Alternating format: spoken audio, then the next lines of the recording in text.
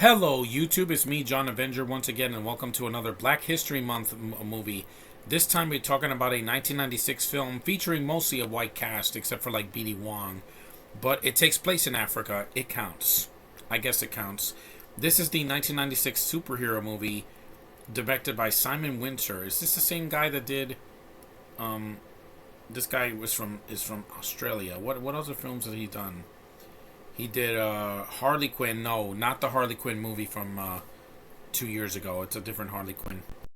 Daryl, The Light Horseman, Quigley Down Under. I like that movie. Harley Davidson and the Marlboro Man, Free Willy. Yeah, he's done a lot of films I like. This is his 1996 movie that, while it bombed, it still got a cult following. The Phantom. Yes, this movie takes place in Africa, so it does count as for Black History Month. Even if it's a white cast in Africa, it's still a nice nod. This movie came out when I was 11, so I saw it on VHS a lot when I was a kid. I like the fun. I like how it's fun. It's not perfect. I think the suit looks a little bit too silly. It kind of has a different tone, like two different tones. Sometimes it's funny, sometimes it's trying to be a little bit dark. But remember, you gotta be clear. This was at a time where comic book movies were not huge hits like they are now. This movie, if it came out today and they toned down the purple and made it darker, this would have been like a cult hit, like last year's The Suicide Squad. Even though I didn't love it, it was a movie that clicked with audiences. This movie was based on a comic strip from like back in the day, Lee Falk's comic. The film stars Billy Zane as a seemingly immortal crime fighter in his battle against all forms of evil. The Phantom also stars Treat Williams, Christy Swanson, Catherine Zeta-Jones, James Remar, and Patrick Magoon. The film's screenplay was Jeffrey Boehm, who's loosely inspired by three of the Phantom stories: The Singh Brotherhood, The Sky Band, and The Belt, but adds supernatural elements and several new characters. Yeah. And the film, it was mostly shot in California, Thailand, and Australia. But they filmed Black Panther in Australia as well. So for Wakanda. The film was released on June 7, 1996. I didn't see it in theaters. I only saw it on VHS and on TV when they used to give it. It received mixed reviews from critics who were divided on whether its pulp adventure approach was charming and authentic or vapid and dull. This movie is basically like those early, Western serials that came out back in the 1940s or the 50s, shows like The Lone Ranger. Basically, he's the Lone Ranger, but with a purple outfit and without the cowboy hat. But I think this is better than the Disney Lone Ranger. It's shorter. It's only 100 minutes. An hour and 40 minutes. Not 3 hours of the Batman. Not 4 hours, Zack Snyder's the Snyder Cut of Justice League. You can make a comic book movie under 3 hours. It's possible. It's going to be a little short for some people, but it's still possible. And I like that he has a wolf in the movie. Yeah, it takes place in the early 16th century and in Africa, yeah. And they have to get these skulls of Tuganda. Basically like Indiana Jones and the Temple of Doom mixed with Thanos' Infinity Stones from the... from Infinity War and Endgame.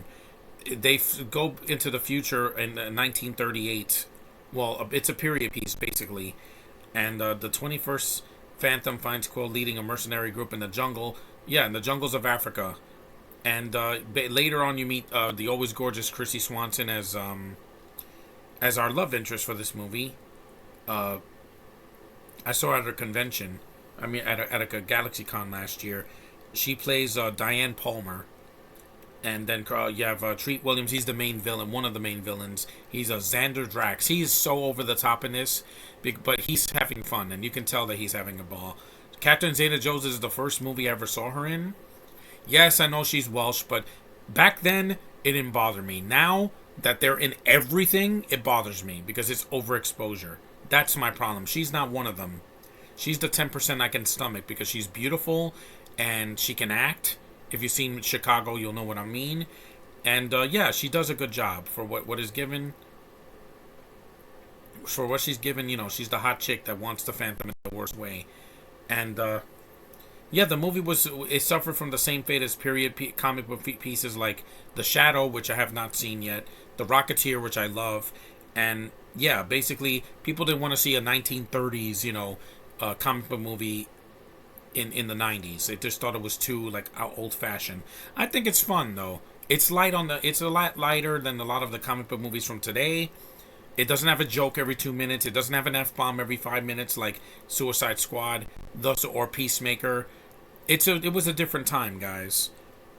The script gives Billy Zane little to work with, and then he plays the Phantom as a friendly but completely one-dimensional hero. No, I think he does fine. If you changed the costume, I think it would have been a lot better. And, they're going to do a reboot of this eventually. By 2014, plans for the film had been falling through as well. Producer Mark Gordon was instead attached to a Phantom reboot. I would like to see a reboot of this. Done well. But don't cast a Binto as the lead. You can have Billy Zane make a cameo, that's fine. For fans of the 96 movie in the comics. Or that cartoon that came out. I think it was like Phantom 2049 or something like that. 2040. Yeah. And the movie finally got a Blu-ray release 2 years ago. By Lionsgate, and it got re-released in 2020. But I think it's a fun movie. Like, it's an underrated movie from 1996. Like, there were worse movies that came out that year. I mean, we were a year away from Batman and Robin, Steel, and Spawn, which are way worse than this. Because those don't know what kind of tone they are. At least this movie didn't have horrendous CGI like in other films.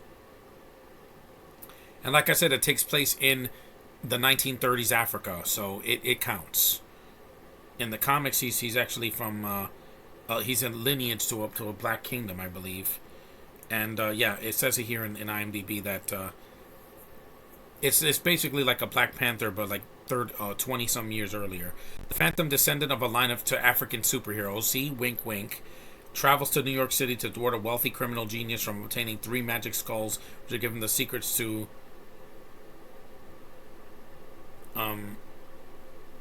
hold on. I can do it as long as I have to. Here it is. The secrets give him the secret to ultimate power. Yeah, and that's basically what it is. And the movie, if you've never seen it, it's available to stream. It's not a movie that's so obscure you'll never be able to find it. I think it's on Amazon Prime, and it's also on Paramount Plus, since it's a Paramount movie, I believe. What was that cartoon called? 2040, yeah, the Phantom 2040. They could just do a reboot of that cartoon and just make that into a live-action movie.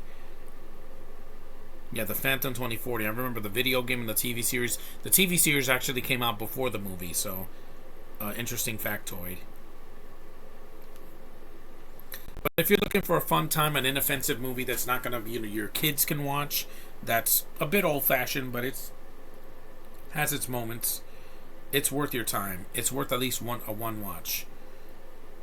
I haven't seen it in a long time. I'm recording it later so I can watch it. It's on Pluto TV, Amazon Prime, Hulu, Fubo TV, Showtime's Anytime, Showtime Subscribe, and also on other websites as well. So you can find this movie. It's fun. It's watchable. The action is not mind blowing like some of the movies we get now, but for its time, it still holds up in some ways, and sometimes it doesn't. But some of the humor can get a little bit dry for the time. But it's not. At least it has a plot, and it serves. It still holds up for what it is. But thanks for watching, guys. Take care. I don't know what else to say about the Phantom. I think it's an underrated movie. It's not horrible. Go in with an open mind, and remember that this came out in 1996, not 2020 or 2021 or even this year. And I guarantee you, it's going to be better than the Uncharted movie because it's shorter. And your lead is American, and he can actually deliver. And this is before he got Titanic, so it's fine for what it is. Give it a watch if you haven't. I would recommend it at least once. Thanks for watching. Take care, and I'll see you in the next review.